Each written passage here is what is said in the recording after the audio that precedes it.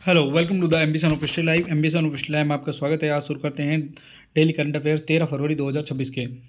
तो आज की करंट अफेयर्स जो कल का आपका क्विज का क्वेश्चन था उसमें है, भगवान बुद्ध के पवित्र देव निमोरी अवशेष 7 दिवसीय सार्वजनिक प्रदर्शनी के बाद कहाँ से भारत लौटने वाले हैं? श्रीलंका, ऑस्ट्रेलिया, चीन, वियतनाम। तो कहाँ से लौटने वाले हैं? तो श्रीलंका से। हाल ही में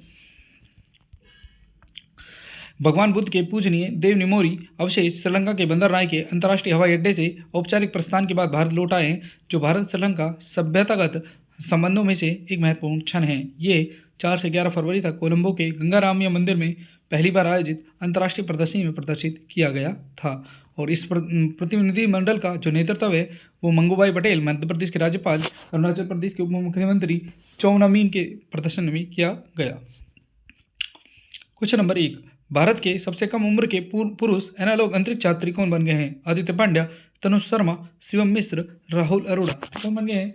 आदित्य पांड्या बन गए हैं भारत के सबसे कम उम्र के पुरुष एनालॉग अंतरिक्ष यात्री। तो हाल ही में भारत का बढ़ता अंतरिक्ष कार्यक्रम युवा छात्रों को अंतरिक्ष अनुसंधान गतिविधियों में शामिल होने के लिए प्रेरित कर रहा है। 17 वर्षीय छात्र आदित्य पांड्या भारत के सबसे कम युवा उम्र के पुरुष एनालॉग अंतरिक्ष यात्री बन गए हैं। उन्होंने चंद्रमा जैसी परिस्थितियों में एक कृत्रिम चंद्र आवास मिशन सफलतापूर्वक पूरा किया। मिशन की अवधि 1 फरवरी से 8 फरवरी 2026 तक थी। ठीक है, और ये मिशन अंतरिक्ष अनुसंधान और सिमुलेशन संगठन AAA स्पेस स्टूडियो द्वारा आयोजित किया गया था, और ये मिशन गुजरात के धोलावीरों में संचालित किया जा रहा है। Question number 2, Asian development bank ने किस राज्य को आपदा प्रबंधन को मजबूत करने के लिए $182 मिलियन की सहायता दी है? असम, दिल्ली, उत्तराखंड या गुजरात? तो असम को ये सहायता प्रदान की गई है। एशियाई विकास बैंक ADB ने ब्रह्मपुत्र नदी किनारे लगातार आने वाली बाढ़ और नदी तट के कटाव के प्रति असम की सहनशीलता को मजबूत करने के समर्थन बढ़ाने के लिए $182 मिलियन के अतिरिक्त वित्तपोषण को मंजूरी दे दी है।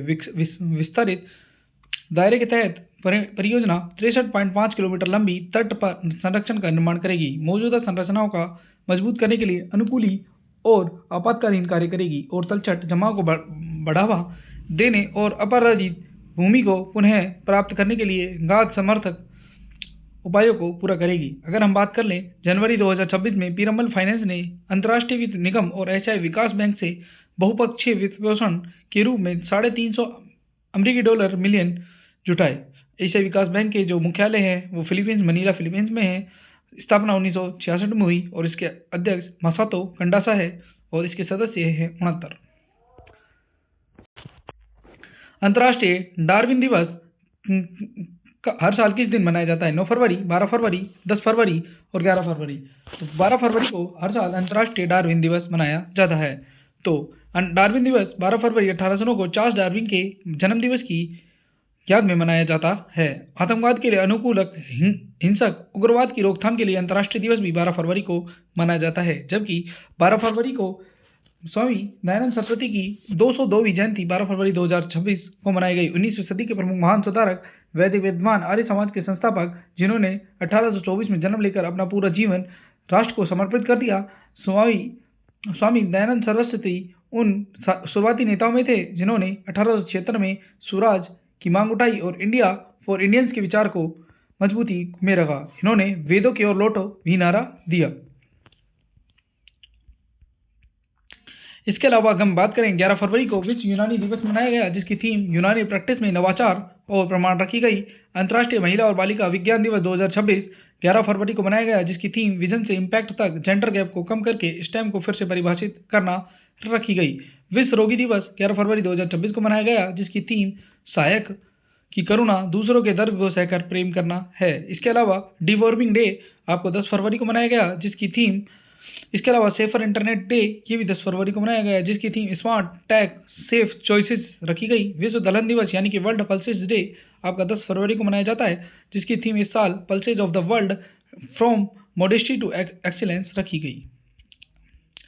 2 फरवरी को विश्व आर्द्रभूमि दिवस मनाया जाता है, जिसकी थीम आर्द्रभूमि और पारंपरिक ज्ञान सांस्कृतिक विरासत का उत्सव रखी गई। 1 फरवरी को भारतीय तटरक्षक दिवस का 50वां स्थापना दिवस मनाया गया। 2 फरवरी को ही रोमेटॉइड अर्थराइटिस जागरूकता दिवस मनाया गया। 3 फरवरी को राष्ट्रीय गोल्डन रिट्रीवर दिवस मनाया गया। 4 फरवरी को विश्व कैंसर दिवस भी मनाया जाता है, जिसकी थीम यूनाइटेड बाय यूनिक रखी गई। इसके अलावा 4 फरवरी को अंतर्राष्ट्रीय मानव बंधुत्व दिवस, जिसकी थीम इस साल विभाजन के बजाय संवाद रखी गई। 4 फरवरी को ही श्रीलंका का 78वां स्वतंत्रता दिवस मनाया गया, जो 1948 में ब्रिटिश शासन से देश की एक स्वतंत्रता का जश्न मनाया जाता है। 6 फरवरी को महिला जननांग विकृति के खिलाफ अंतर्राष्ट्रीय दिवस मनाया गया। 7 फरवरी को राष्ट्रीय काला HIV जागरूकता दिवस मनाया जाता है। 9 फरवरी को इस साल अंतर्राष्ट्रीय मिर्गी दिवस 2026 मनाया गया।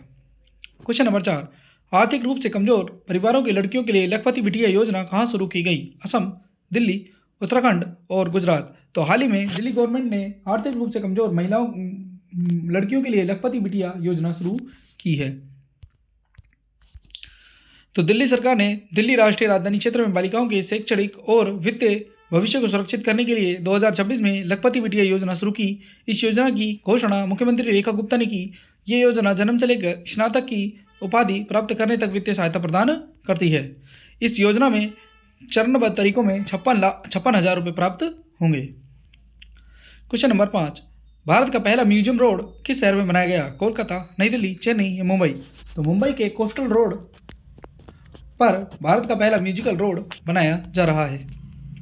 तो मुंबई के कोस्टल रोड पर भारत की पहली म्यूजिकल रोड बनाई गई। नोरीमन पॉइंट और वर्ली के बीच 500 मीटर लंबे संगीत मार्ग पर जब वाहन 60 से 80 किलोमीटर वाहन से रफ्तार से चलते हैं तो ऑस्कर विजेता गीत जय हो सुनाई देता है।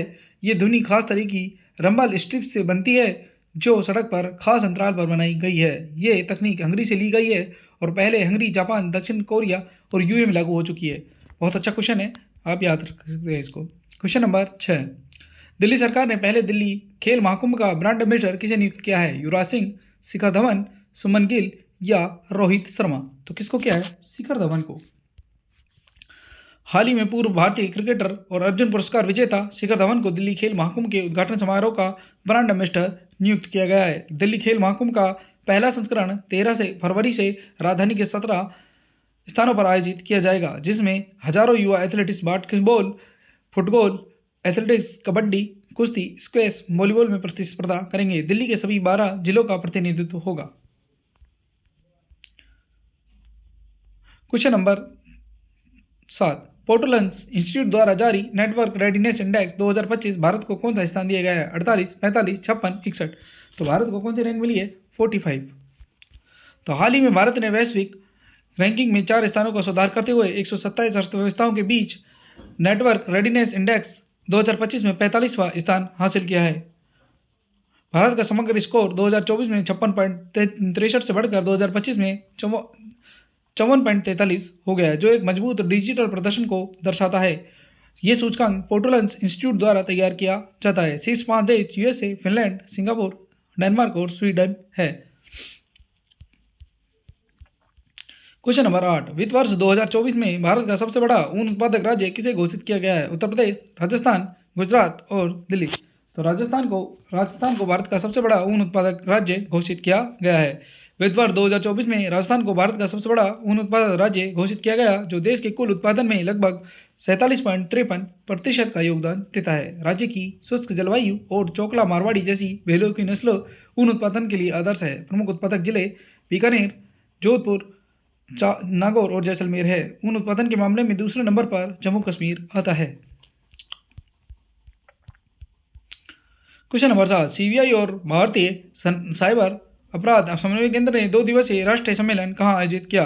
नई दिल्ली, मुंबई, हैदराबाद या बेंगलुरु। तो कहाँ किया? नई दिल्ली में किया। CBI और भारतीय साइबर अपराध समन्वय केंद्र ने नई दिल्ली में 2 दिवसीय राष्ट्रीय सम्मेलन आयोजित किया। सम्मेलन का मुख्य उद्देश्य साइबर अपराध वित्तीय धोखाधड़ी से मुकाबला करना था और ये सम्मेलन 11 फरवरी 2026 को आयोजित किया गया। क्वेश्चन नंबर 10, ग्रामीण परंपराओं, लोक कलाओं, महिला उद्यमिता को प्रदर्शित करने वाला राष्ट्रीय स्तर का सरस आजीविका मेला 2026 किस शहर में आयोजित किया जा रहा है? जयपुर, गुरुग्राम, हैदराबाद या चंडीगढ़। तो कहाँ किया जा रहा है? गुरुग्राम में। तो हरियाणा के गुरुग्राम में राष्ट्रीय स्तर का आयोजन सारस आजीविका मेला 2026 10 फरवरी से leisure valley park ground sector 29 में शुरू हो रहा है। 10 से 29 फरवरी तक चलेगा, 26 फरवरी तक चलेगा, जिसमें भारत की ग्रामीण परंपराओं, लोक कलाओं, महिला उद्यमशीलता का एक जीवंत प्रदर्शन प्रस्तुत किया जाएगा। इस कार्यक्रम का उद्घाटन कृषि कल्याण मंत्री शिवराज सिंह चौहान ने किया। क्वेश्चन नंबर 11, पीएम सूरज पोर्टल किस मंत्रालय के द्वारा लॉन्च किया गया? वित्त मंत्रालय, इलेक्ट्रॉनिक प्रौद्योगिकी मंत्रालय, सामाजिक न्याय और अधिकारिता मंत्रालय और कौशल और उद्यमिता मंत्रालय। तो हाल ही में वित्त वर्ष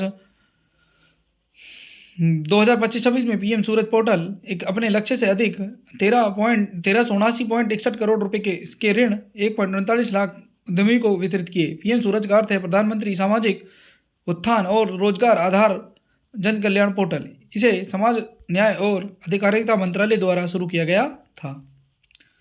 क्वेश्चन नंबर 12, राष्ट्रीय उत्पादकता परिषद ने 12 फरवरी 2026 को कौन सा स्थापना दिवस मनाया? 68वां, 69वां, 60वां या 67वां? तो 68वां दिवस मनाया। तो हाल ही में 12 से 18 फरवरी तक राष्ट्रीय उत्पादकता सप्ताह विकसित किया जा रहा है। इस उत्पादकता सप्ताह का विषय है विकास के इंजन में क्लस्टर एमएसएमई में उत्पादकता को अधिकतम करना। ये विषय एमएसएमई के लिए क्लस्टर आधारित विकास के महत्व को रेखांकित करता है। एनपीसी की स्थापना 1998 में हुई, जिसका उद्देश्य उत्पादकता सुधार में ज्ञान नेतृत्व स्थापित करना है। क्वेश्चन नंबर 13, कोऑपरेटिव सेक्टर में दुनिया के सबसे बड़े अनाज स्टोरेज प्लान के तहत पायलट जिले के तौर पर किसे चुना गया है? बाड़मेर, बाराबंकी, बालाघाट या बस्तर? तो किसे चुना गया है? बालाघाट मध्य प्रदेश को कोऑपरेटिव सेक्टर में दुनिया के सबसे बड़े अनाज स्टोरेज के पायलट जिले के रूप में चुना गया है।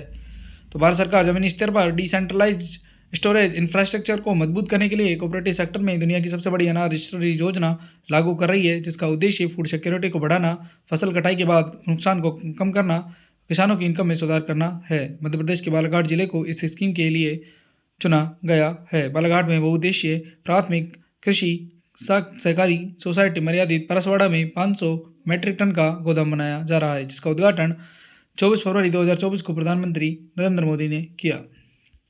क्वेश्चन नंबर 14, हाल ही में कौन सा राज्य अपना पहला बायोडाइवर्सिटी और कल्चरल फीचर्स मैप शुरू करने जा रहा है? केरल, गोवा, राजस्थान, मध्य प्रदेश? तो कौन कर रहा है?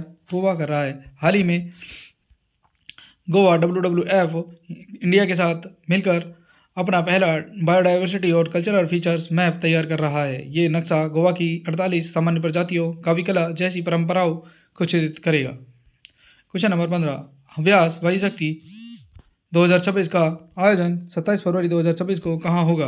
राजस्थान, उत्तर प्रदेश, मेघालय या उड़ीसा?